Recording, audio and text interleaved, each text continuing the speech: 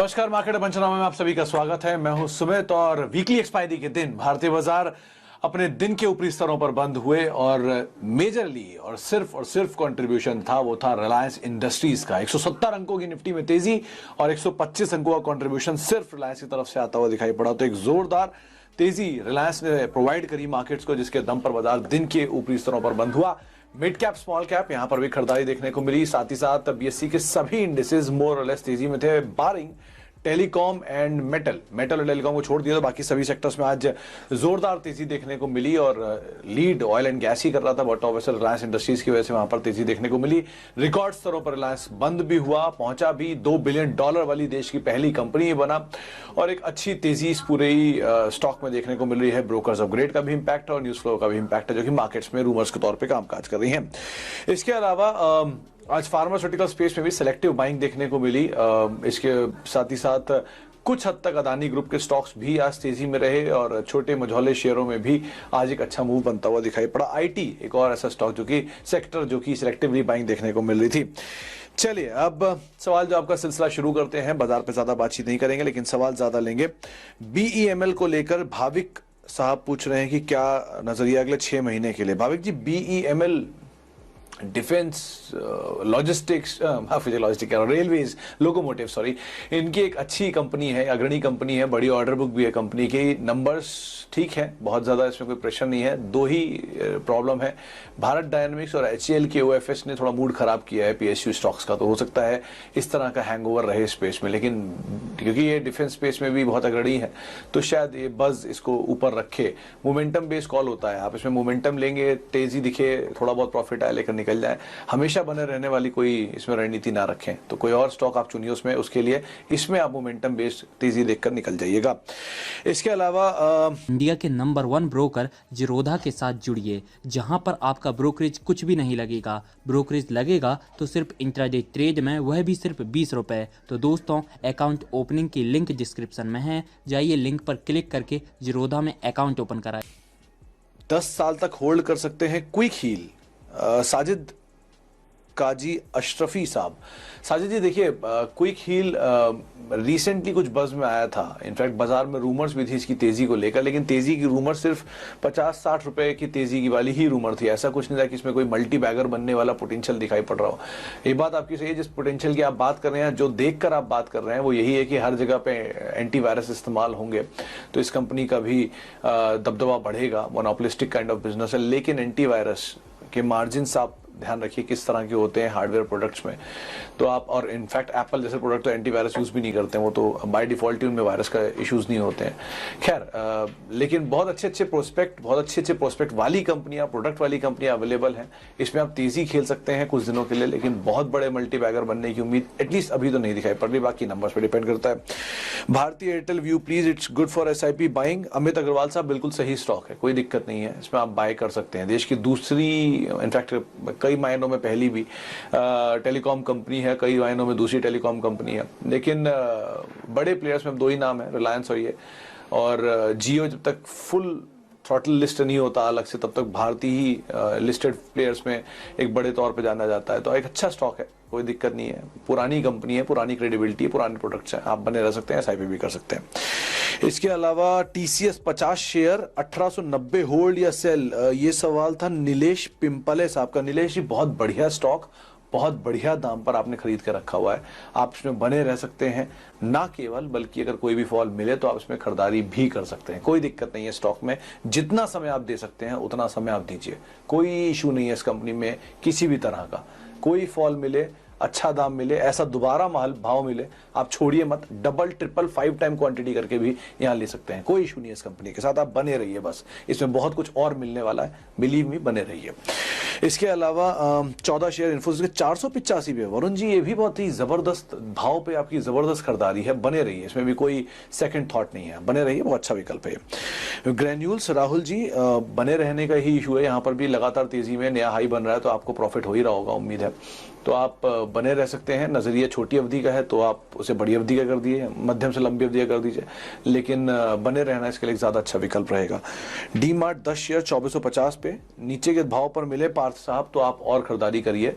अभी तो बहुत ज्यादा नहीं, 2000-2200 की रेंज में ही है। अगर ये 1800, 1700, 1600 की रेंज में कहीं भी मिलता है तो आप वहां पे खरीदारी करें। एक अच्छा विकल्प है, एक अच्छी कंपनी है। रिटेल में दो ही प्लेयर हैं, रिलायंस और डी मार्ट, जिन पे आप ठीक से बेट कर सकते हैं।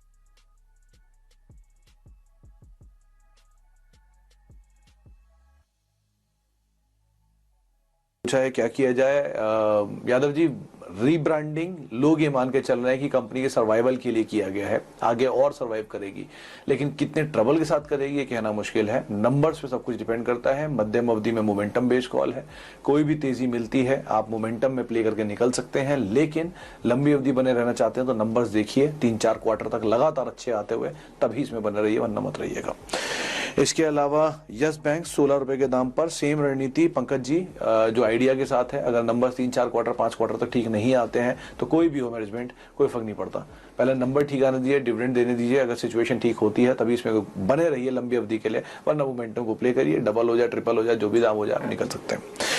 इसके अलावा वरुण जी के पास 65 शेयर भी हैं रिलायंस के 1188 के दाम पे। अरे वरुण जी, आप वैल्यू बायर हैं, आपको पता नहीं आप कितने सही दाम पर कितने अच्छे अच्छे शेयर ले रहे हैं, आपको कोई दिक्कत नहीं है इसमें भी। जैसे टीसीएस के लिए आपकी रणनीति, वही सेम रिलायंस के लिए रणनीति। अच्छा दाम में है, अच्छे भाव पे लिया है, नया हाई बना दिया है, देश की सबसे बड़ी और दूसरी सबसे बड़ी कंपनी आपके पास है, कोई दिक्कत नहीं है। तीसरी चौथी को भी आप देख सकते हैं, इनफैक्ट उसमें भी कोई दिक्कत नहीं, आप किसी भी भाव पे ले सकते हैं। आगे बढ़ते हैं। एक सवाल आईटीसी पे आया चंद्र शर्मा जी का, 245 रुपए के भाव पे खरीदारी है। चंद्र जी, कंपनी अच्छी है, ऐसा नहीं है रिटर्न नहीं देती। जो लोग ट्विटर पे या फेसबुक पे बोलते हैं कि ये स्टॉक चलता नहीं है, वो ना भूलें कि पिछले 10 साल में शेयर ने, इनफैक्ट 20 साल में शेयर में करीब 10,000 रुपए को 10 करोड़ रुपए भी किया है। तो मल्टी बैगर रहा एक समय तक आईटीसी, अपने बोनस दे के आज भी 10 रुपए डिविडेंड देता है। कोई भी फॉल मिले आप खरीदारी करें, लेकिन नजरिया इसमें बहुत लंबा देना पड़ेगा, पेशेंस थोड़ा ज्यादा लेगा, लेकिन रिटर्न जरूर देगा। आप बने रह सकते हैं, लोअर लेवल पे खरीदारी कर सकते हैं, अच्छी कंपनी है, पढ़िएगा कभी इसके बारे में, बहुत मजा आएगा। इसके अलावा M&M इन्फोसिस पे review long term, Mehul Mathur साहब, इन्फोसिस पे भी बात हुई, लॉन्ग टर्म कोई दिक्कत नहीं है, बने रह सकते हैं। और M&M भी बहुत अच्छी कंपनी है, पुरानी क्रेडिबिलिटी, पुरानी हिस्ट्री, ट्रैक्टर डिवीजन वैसे भी अच्छा कर रहे हैं। कल ही इनके प्रोडक्शन के आंकड़े आए हैं, पिछले साल के कंपैरिजन में स्लाइटली गिरा जरूर है प्रोडक्शन, लेकिन कोई दिक्कत नहीं है इस कंपनी के साथ, आप बने रह सकते हैं, अच्छी कंपनी है। आईसीआईसीआई बैंक, आरती पटेल जी पूछ रही है 353 पे खरीदारी है। आरती जी, 1-2 दिन के फॉल से आप क्यों घबरा रही हैं इस बैंक में? ऐसी कोई प्रॉब्लम नहीं है इस बैंक के साथ। ये थोड़ा मोमेंटम बेस अगर आप प्ले करना चाहती हैं तो बात अलग है, 1-2 दिन का नजरिया तो बात अलग है, 1-आध महीने का नजरिया तो भी बात अलग है, लेकिन अगर लंबी अवधि के लिए आप बने रहना चाहते हैं तो अच्छा विकल्प है। बैंकिंग में क्लीन बैंक्स कुछ ही तो दिखते हैं, और उसमें अगर आपको मिल रहा है तो आप बने रहिए, क्या दिक्कत है, लोअर लेवल पे खरीदारी करिए, अच्छा विकल्प है। इसके अलावा लॉन्ग टर्म के लिए आरएनजी वोडाफोन पे कोई व्यू नहीं है, जब तक नंबर ठीक नहीं होंगे किसी भी कंपनी के लिए, रादर आरएनजी है आप सबके लिए है। कोई भी कंपनी अगर अपने नंबर 4 क्वार्टर तक ठीक से नहीं दे पा रही है, कंसिस्टेंट नहीं आ पा रहे हैं, डेट हायर लेवल पर आ रहा है, तो वो कंपनी ठीक नहीं है, स्ट्रेट अवे उसमें से निकल जाइए और उस कंपनी में जाइए जहां नंबर ठीक है। क्यों HUL के साथ ऐसी प्रॉब्लम नहीं होती, क्यों नेस्ले के साथ नहीं होती, क्यों एशियन के साथ नहीं होती, पीडीलाइट के साथ नहीं होती, यूनाइटेड स्पिरिट्स के साथ नहीं होती, सिर्फ इन्हीं के साथ क्यों हो रही है? कुछ तो गड़बड़ है ना, इसलिए भाव है। तो भाव बाजार नंबर्स के ऊपर ही दे रहा है, नंबर्स अच्छे हैं तो कोई दिक्कत नहीं है। इसके अलावा इंडिया के नंबर 1 ब्रोकर जिरोधा के साथ जुड़िए, जहां पर आपका ब्रोकरेज कुछ भी नहीं लगेगा। ब्रोकरेज लगेगा तो सिर्फ इंट्राडे ट्रेड में, वह भी सिर्फ 20 रुपए। तो दोस्तों, अकाउंट ओपनिंग की लिंक डिस्क्रिप्शन में है, जाइए लिंक पर क्लिक करके जिरोधा में अकाउंट ओपन कराइए। एक सवाल लेते हैं। HUL 2600 पे अरविंद अग्रवाल साहब पूछ रहे हैं क्या किया जाए। आपके पास मार्क्संस फार्मा और शास्केन टेक्नोलॉजीज भी है। अरविंद जी, आपने बाकी 2 स्टॉक ठीक लिए हैं, कोई बुराई नहीं है, लेकिन HUL बेस्ट स्टॉक है इनमें से। आप अगर आप चाहें तो इनमें से सारा पैसा निकाल के HUL में डाल देंगे तो भी अगले 10 साल 20 साल के लिए कोई ट्रबल नहीं है। आराम से इन्वेस्ट कीजिए, आराम से बने रहिए।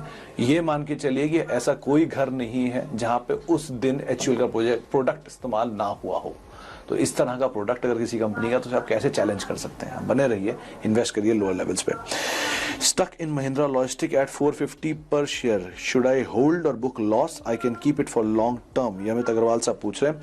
अमित जी, महिंद्रा लॉजिस्टिक इनकी पेडिग्री अच्छी है, कंपनी अच्छी है, कोई बुराई नहीं है, थोड़ा सेक्टर में ही प्रेशर है, और अब रिलायंस धीरे धीरे एक्सपैंड कर रहा है लॉजिस्टिक में, तो थोड़ा और प्रेशर शायद बढ़ भी सकता है। ब्लू डार्ट एक ज़्यादा बेहतर विकल्प है वैसे लॉजिस्टिक में, मल्टीनेशनल प्लेयर्स में सबसे बड़ा प्लेयर है इंडिया का। लेकिन महिंद्रा लॉजिस्टिक नहीं, तेजी मिले कोई भी प्रॉफिट या लॉस आपका कम हो आप निकल जाइए, वही ज्यादा अच्छा ऑप्शन रहेगा आपके लिए।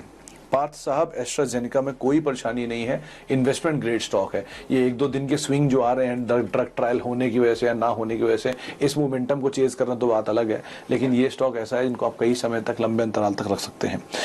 इसके अलावा CDSL पर आकाश कुमार जी पूछ रहे हैं क्या किया जाए। आकाश जी, ये रोज एक स्टॉक आता है, इस पर कोई पूछने ना पूछने वाली बात नहीं है, मोनोपोली है इस कंपनी की और 2 ही प्लेयर NSDL CDSL, एक तरह का धंधा इनका।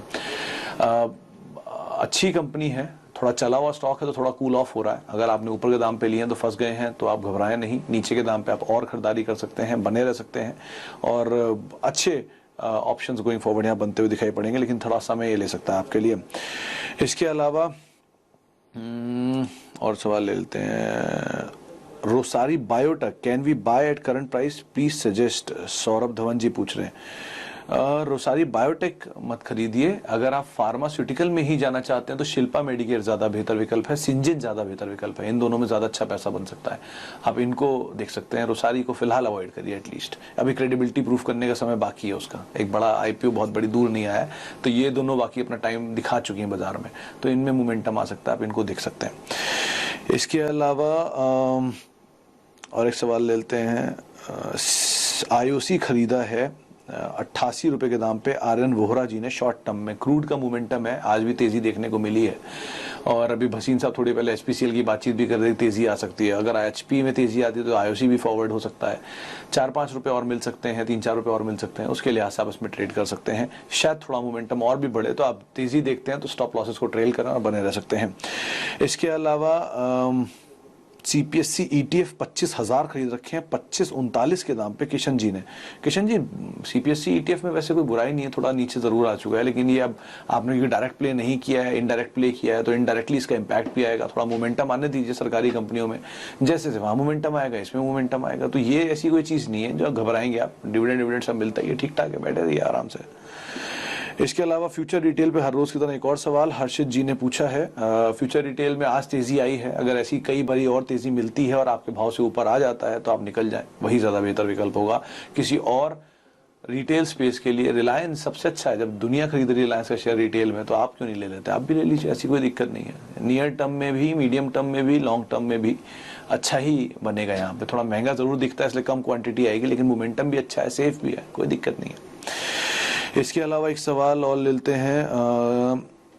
SBI कार्ड्स एंड लाइफ क्या करें, मतलब रफीकुर रहमान जी का सवाल है, थोड़ा समझ में नहीं आया लेकिन फिर भी कोशिश करता हूँ। SBI लाइफ और SBI कार्ड अगर आप पूछ रहे हैं तो दोनों में कोई दिक्कत नहीं है। SBI कार्ड भी ठीक है, SBI लाइफ भी ठीक है। SBI लाइफ में तो इनफैक्ट आज भसीन जी ने खरीदारी की राय भी दी थी। आप मोमेंटम देख सकते हैं, तेजी देख सकते हैं, ये बिजनेस भी अच्छा है, इंडिया में पेनिट्रेशन में 3rd नंबर पर इनका मार्केट शेयर आता है LIC HDFC लाइफ के बाद, तो आप बने रह सकते हैं। SBI कार्ड में दूसरे number market share, 18% market share ये रखते हैं, करीब 30% मार्केट शेयर HDFC बैंक का क्रेडिट कार्ड मार्केट में। दोनों प्लेयर अच्छे हैं, आप बने रह सकते हैं, लोअर लेवल पर खरीदारी भी कर सकते हैं। इसके अलावा वेदांता और शिपिंग कॉर्पोरेशन में क्या करें, होल्ड या सेल, ये दोनों ही आपको लगता है मोमेंटम बेस्ड है। वेदांता में तो शायद बिल्डिंग जो ये डीलिस्टिंग भाव है चेंज हो सकता है अपर साइड पे, तो आपको अगर तेजी मिल रही है तो आप थोड़ा थोड़ा निकलते रहें और नया एंटर ना करें, क्या पता डीलिस्टिंग में क्या फंसे। SCI अवॉइड, अगर आपने खरीद रखा है तेजी लें, निकल जाए, वही ज्यादा बेहतर ऑप्शन है। फाइजर 4210 पे 100 शेयर है। किशन जी, अगर आपने एक शेयर स्पेशल डिविडेंड से पहले खरीदे हैं तो बहुत ही अच्छा ऑप्शन है, अगर आपने स्पेशल डिविडेंड के बाद खरीदे हैं तो अच्छा ऑप्शन है, बहुत अच्छा नहीं है, अच्छा ऑप्शन है। इन्वेस्टमेंट ग्रेड स्टॉक है, समय दीजिए, अच्छा पैसा बनेगा, लेकिन जल्दबाजी में ट्रेडिंग ना करें इसके अंदर।